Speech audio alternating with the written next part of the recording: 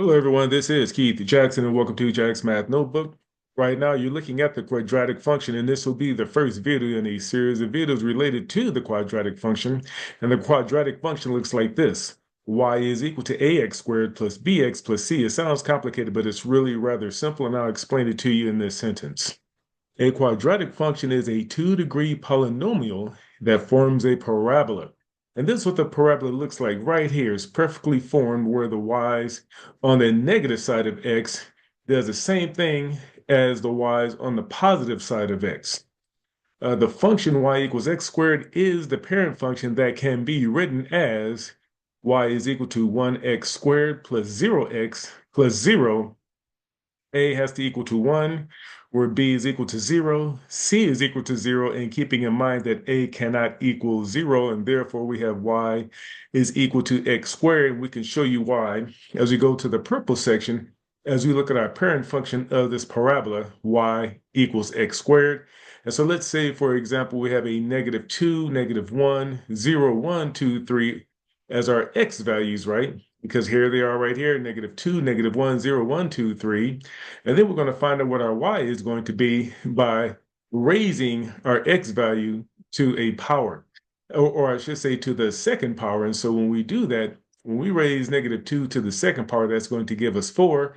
Likewise, when we raise +2 to the second power, we get 4 as well. And as you can see right here, we have our -2, we have 4 up here, and we have 2 here, and we also have 4 there. This why it forms that nice little parabola that we see right here. And so when we go to -1 squared equals 1, while 1 squared equals 1 as well. All right. Then we have 0 squared is equal to 0, and we notice that our point of this parabola touches at 0.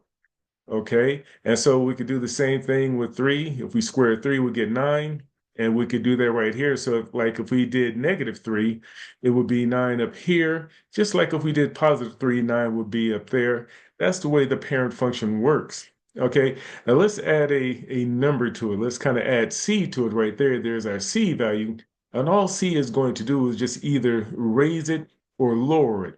C acts upon the parabola vertically. And so in this case, since we're adding 1, notice how it went up 1 unit right there. Okay.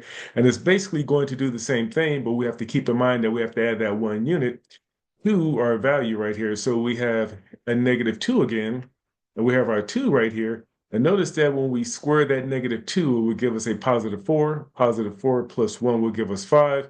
Just like when we square the +2, it will give us 4. 4 plus 1 will give us 5 as well. Notice how the numbers mirror each other. So we have a 5 here, a 5 there, a 2 here, and a 2 here.